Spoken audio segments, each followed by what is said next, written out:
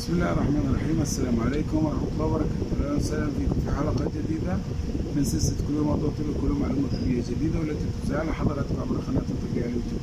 امتداد هذه السلسلة العلمية من كل يوم موضوع طبي وكل معلومة طبية جديدة إن شاء الله احنا كل يوم في بضع دقائق عن كيف تعالج السعال أو الكحة عند الأطفال. ولكن في البداية نصلي على سيدنا محمد صلى الله عليه وسلم.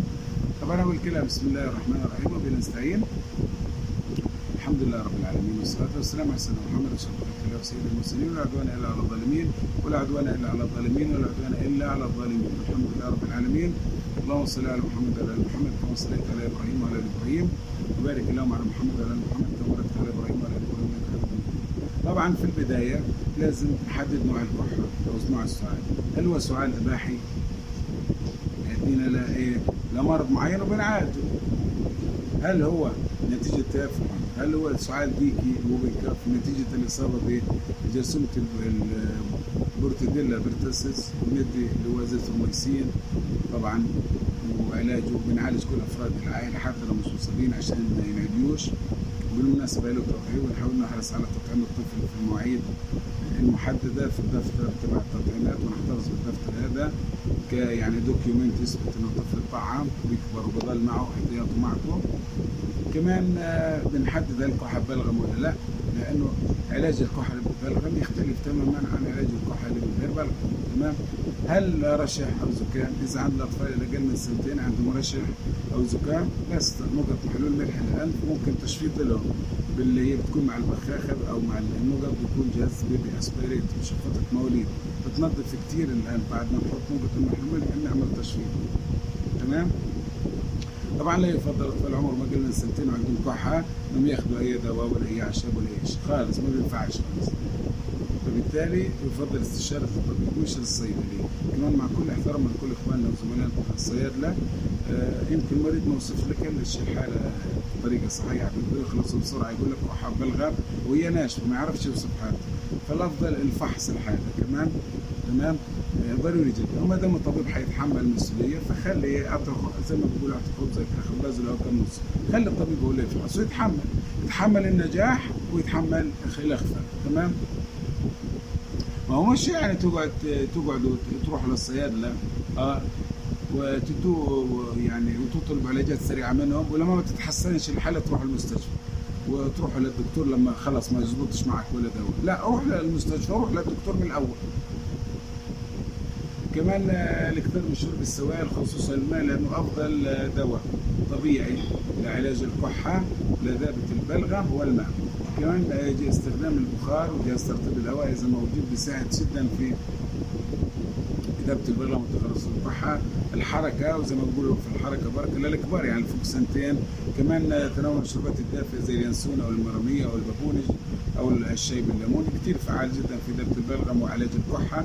كمان بخاخات الأنف للكبار اللي هي النوزوكير أو النورموسال، سواء بخاخة أو نقط. في الغالب الأطفال أقل من سنتين نقط محلول ملح تكفي فقط. تمام.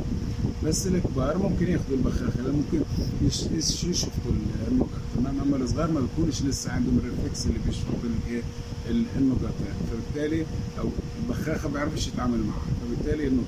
اذا ربوا، طبعا من اهم اسباب الكحه الكحه بتكون في الليل بتزيد، بيكون واحد افراد العائله مصاب، الاب او الام او حد منهم مدخن، فبالتالي بننصحه يعمل تبخيرات فنتولين ويستخدم حبوب الشفط والوقايه. تمام. فبالتالي احنا بنحط ايدنا على السبب. اول شيء بنحدد نوع الكحه، هل هي في الصباح ولا في المساء، كحه متواصله ولا كحه متقطعه، هل معها سخونه ولا لا، هل بلغم ولا لا، نصل للتشخيص وبنعالج. سعال ديكي بندي الازيثروميسين. سعال نباحي يعني التهاب في الحنجره بندي دواء مضاد حيوزن فيه احتقان. كمان ندي دواء عشان الكحه في جرعه كورتيزون خفيفه جدا وجرعه صغيره لمده 3 ايام يعني مش اكثر من كده، وتبخيرات ادرينالين. اذا عاد ربو نقول تبخيرات الفنتولين والابتعاد عن مسببات الكحه، مسببات الحساسيه، الابتعاد عن الدخان، الابتعاد عن العطور، الابتعاد عن الغبار، الابتعاد عن كل الصوف، الوبر، الحيوانات، كل الحاجات هذه، والابتعاد عن التدخين. هذه كانت تقريبا معظم الحلقات. كمان استخدام البخار، استنشاق البخار مفيد جدا في التخلص من البلغم.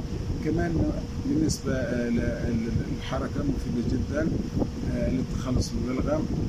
كمان مهم جدا، هي واحد صحي من النوم على كحة يغير مكانه ويقعد بس يشرب مية، يقعد شوية هيلاحظ انه انتهى موضوع الكحة. اما اذا حيضل مكانه حيضل يكح مش هيعرف ينام.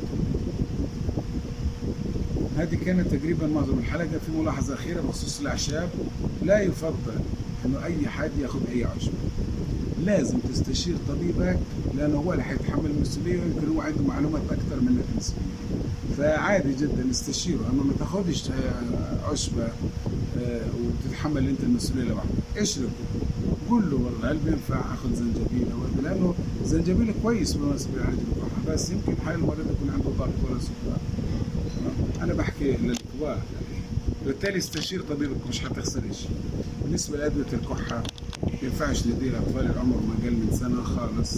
احنا تجاوزا، حتى هي اصلا المفروض ما ينفعش نعطيها لاقل من 60، ولكن تجاوزا ما ينفعش نعطيها لاقل من سنه، لانه لسه الريسبتورز اللي تبعت الدواء بتكونش موجوده، بالتالي ما بيشتغلش الدواء، بالتالي على الفاضي. بالتالي بنرجع للوسائل الطبيعيه اللي هي ايش؟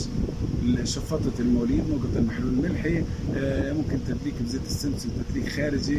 هذه كانت كل الحلقة اليوم، وخير اللسان اللي نقول اللهم علمنا ما ينفعنا ونفعنا اللهم ما علمتنا. سبحانك لا علم لنا الا ما علمتنا انك انت العليم الحكيم.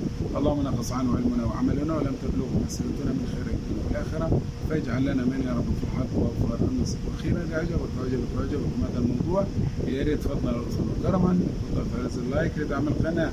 وختاما تقبلوا تحياتي كرمكم دكتور عزت فراد. السلام عليكم ورحمه الله وبركاته.